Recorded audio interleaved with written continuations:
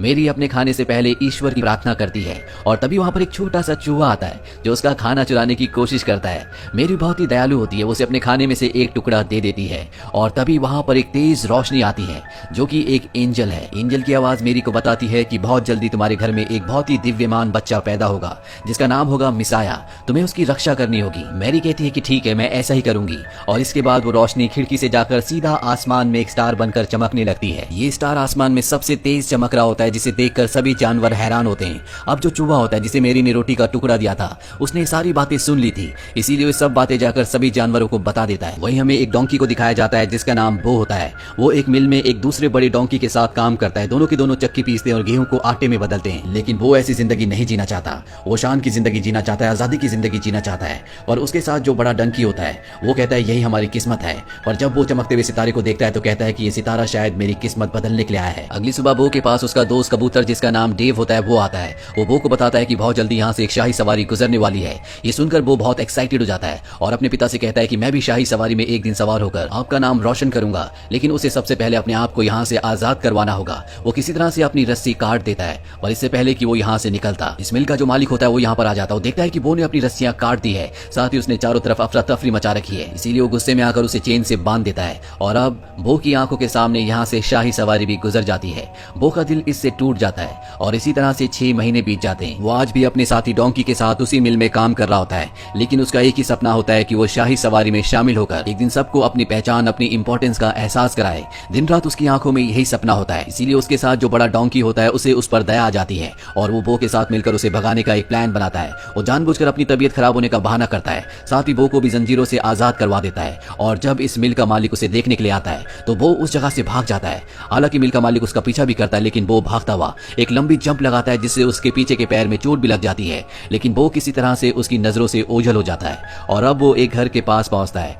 ये मेरी का घर है, उसी लड़की का जिन्हें एंजल्स ने कहा था कि तुम्हारे घर में बहुत जल्दी एक दिव्यमान बच्चा आएगा, तुम्हें उसकी रक्षा करनी होगी। और अब वो मेरी के घर में छुप जाता है। मेरी की अब शादी भी हो चुकी है और उनके जो हस्बैंड है उनका नाम जोसेफ होता है। वो जो मेरी के घर में छुप रहा होता है, मेरी उसे देख लेती है। वो देखती है कि बो के पैर पर चोट लगी है। मेरी का दिल बहुत ही दयावान होता है, वो उसके पैर पर कपड़ा बांध देती है। और जब मेरी के हस्बैंड जोसेफ यहाँ पर आते हैं तो वो बो को भगाने की कोशिश करते हैं, पर मेरी उन्हें कहती है कि शायद इसे हमारी जरूरत है, हमें इसे अपने पास रख लेना चाहिए। मेरी का ऐसा व्यवहार देखकर बो को बहुत अच्छा लगता है, वो मेरी को पसंद करने लगता है। वही मेरी अपने हस्बैंड जोसेफ को बताती है कि कैसे एंजल उनके सामने आई थी और उन्हें एक भविष्यवाणी के बारे में बताया था जिसमें उनके घर में एक बहुत ही दिव्यमान बच्चा पैदा होगा जो इस पूरी दुनिया की रक्षा करेगा, वो सब कुछ बदल कर रख देगा। और जोसेफ भी इस बात को समझते हैं और वो आने वाली हर एक सिचुएशन को एक्सेप्ट करने के लिए उन्हें वादा करते हैं। दरअसल अब मेरी प्रेग्नेंट भी होती है।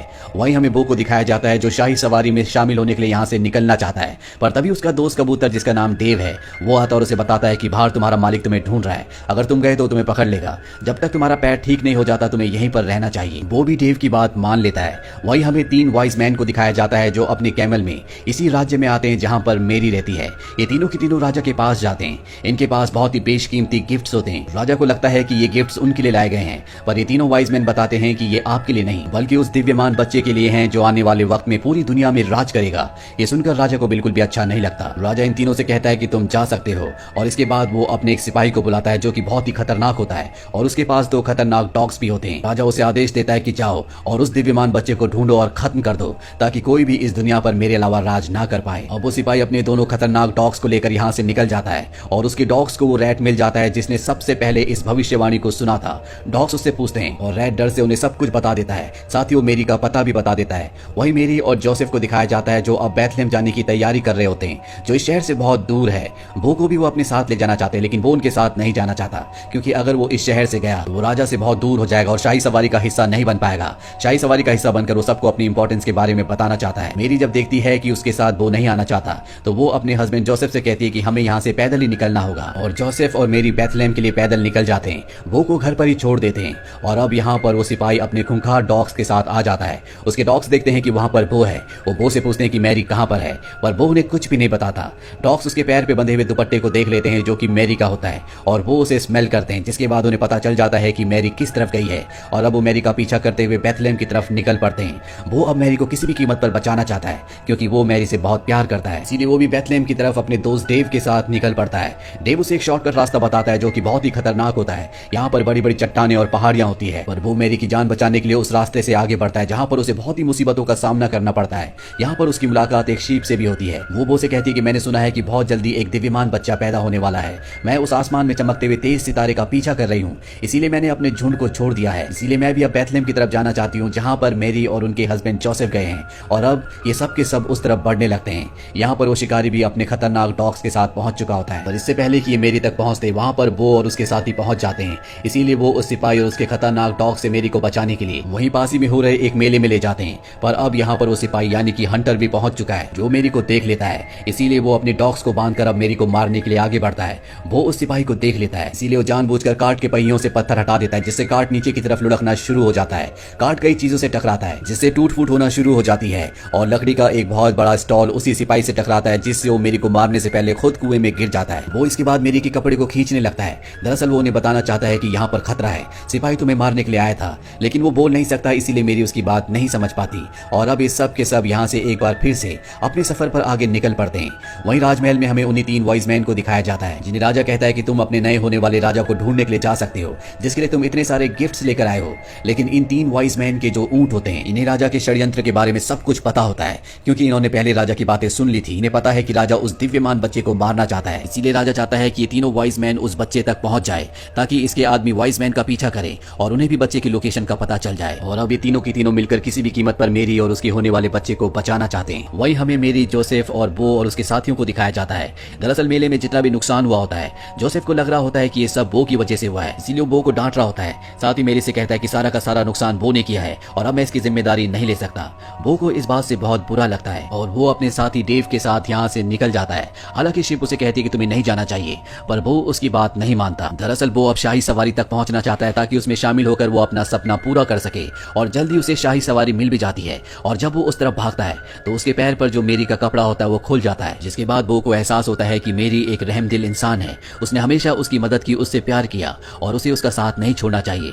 इसीलिए एक बार फिर से वो मेरी की तरफ निकल पड़ता है। वहीं जोसेफ और मेरी को दिखाया जाता है जो आगे बढ़ रहे होते हैं और तभी बग्गी यानी कि कार टूट जाता है, जिससे जोसेफ को गुस्सा आता है और गुस्से में वो मेरी को डांट देता है। इस बात से मेरी को बहुत बुरा लगता है और अब जोसेफ के पास बो पहुंच जाता है। वो उसे धकेलना शुरू कर देता है ताकि वो मेरी के पास जाए और उसे माफी मांगे, और जोसेफ भी ऐसे ही करते हैं। और इसके बाद वो अपनी पीठ पर मेरी को बिठाकर आगे का सफर तय करता है और बहुत जल्दी ये सब के सब बैथलेहम शहर में पहुंच जाते हैं। यहाँ पहुंचने के बाद जोसेफ रात गुजारने के लिए कोई जगह ढूंढ रहे होते हैं और तभी बो के पास एक आदमी आता है और ये वही आदमी है जो उसका पुराना मालिक है। वो बो को पकड़ लेता है और एक दूसरी जगह ले जाता है जहाँ पर और भी जानवर होते हैं। यहाँ पर वो बो को बांध देता है और अब यहाँ पर जो घोड़ा और गोट होते हैं वो बो को बताते हैं कि हमारे मैंगर में, मैंगर उसे कहा जाता है जहाँ पर जानवरों का खाना रखा जाता है, पिछले 9 महीनों से आसमान में चमकने वाले उस तेज तारे की रोशनी इसी मैंगर के ऊपर पड़ रही होती है। और जब वो कोई पता चलता है तो समझ जाता है कि वो दिव्यमान बच्चा जो पैदा होने वाला है वो इसी मैंगर में इसी जगह पर होगा। वो हॉर्स और गोट से कहता है कि तुम मेरी यहाँ से निकलने में मदद करो। वो दोनों इसकी मदद करते हैं और यहाँ से वो निकल जाता है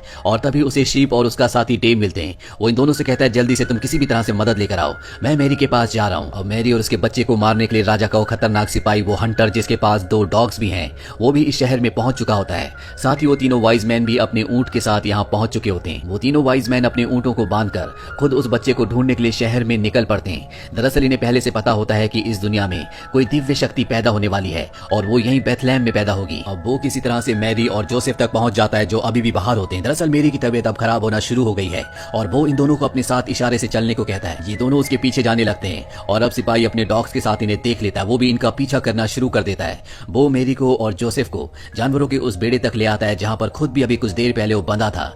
यहाँ पर सभी जानवरों ने पूरी तरह से जगह को साफ कर दिया होता है। वहीं अब शीप को दिखाया जाता है जो अपने झुंड तक पहुंच जाती है और वो उन सबको मदद करने के लिए कहती है, लेकिन कोई भी उसकी बात नहीं सुनता। पर जब वो जोर से चिल्लाती है तो आसमान में एक बार फिर से एंजल्स आते हैं जो सबको उस दिव्यमान बच्चे के बारे में बताते हैं जो अब कुछ ही देर में पैदा होने वाला है।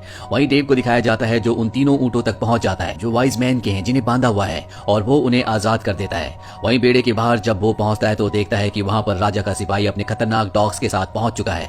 वो उनका सामना करने की कोशिश करता है पर सिपाही के खतरनाक डॉग्स उसे पकड़ लेते हैं और अब सिपाही अंदर जाकर मेरी को मारना चाहता है। पर इससे पहले कि वो ऐसा करता, यहाँ पर शीप्स का झुंड आ चुका होता है। साथ ही डेव यहाँ पर तीनों ऊंटों को लेकर आ गया होता है और ये सब के सब उस सिपाही पर हमला कर देते हैं। ऊंट उसे और उसके डॉग्स को घसीट कर एक पहाड़ी से नीचे लटका देते हैं और अब वो डॉग्स और वो सिपाही तीनों के तीनों नीचे गिरने वाले होते हैं। और तभी सबको एक बच्चे की आवाज सुनाई देती है। सब समझ जाते हैं कि मेरी ने एक बच्चे को जन्म दिया है, जिससे सभी को खुशी होती है। और अब सिपाही जिसके नीचे डॉग्स लटके हुए होते हैं वो अपना वजन कम करने के लिए उनकी चेन छोड़ देता है। वो उन्हें बचाने के लिए नीचे भागता है है और अब सिपाही अपनी तलवार को चट्टान में गाड़ कर ऊपर आने की कोशिश करता है, लेकिन इससे चट्टान फट जाती है और वो नीचे गिरकर मारा जाता है। वहीं वो को दिखाया जाता है जिसने दोनों डॉग्स को पकड़ लिया होता है और अब वो उन दोनों को ऊपर खींचकर उन दोनों की जान बचा लेता है। इसके बाद ये सब के सब उस जगह जाते हैं जहाँ पर उस दिव्यमान बच्चे का जन्म हुआ होता है। ये सब उस बच्चे को देखते हैं और बहुत खुश होते हैं। यहाँ पर वो डॉग्स भी आ जाते हैं जो पूरी तरह से अब बदल चुके हैं। उन्हें अपनी गलती का एहसास है और ये जो बच्चे का जन्म हुआ होता है ये और कोई नहीं बल्कि जीसस क्राइस्ट होते हैं। अब यहाँ पर वो वाइज मैन भी आ जाते हैं जो जीसस क्राइस्ट के लिए गिफ्ट्स लेकर आए होते हैं। वो गिफ्ट्स जीसस क्राइस्ट को दे देते हैं। यहाँ पर इनके जो 3 ऊंट होते हैं उनमें से जो फीमेल ऊंट होती है वो कहती है कि इस पल को दुनिया हमेशा याद रखेगी। अब वो यहाँ से जाना चाहता है। उसे लगता है कि जोसेफ उसे पसंद नहीं करते, पर मेरी और जोसेफ उसे अपने साथ रखने का फैसला कर लेते हैं। साथ ही उसके पुराने मालिक से उसे खरीद भी लेते हैं और इस तरह से वो जो हमेशा से एक बड़ा काम करना चाहता था उसने इस दुनिया का सबसे बड़ा काम किया, क्योंकि उसे विश्वास था कि वो इस दुनिया में कुछ इंपॉर्टेंस रखता है। दुनिया ने उसे गधा कहा, एक ऐसा जानवर जिसके अंदर दिमाग नहीं होता, जो कुछ नहीं कर सकता, लेकिन उसने अपने आप को कभी गधा नहीं माना। उसे हमेशा अपने आप पर विश्वास था। उसने दुनिया की बातों पर विश्वास नहीं किया और उसके इसी विश्वास से उसने अपने आप को पूरी दुनिया में सबसे अलग, सबसे इंपॉर्टेंट बना लिया। इसीलिए हमें भी अपने ऊपर विश्वास रखना चाहिए। तो ये थी पूरी कहानी फिल्म द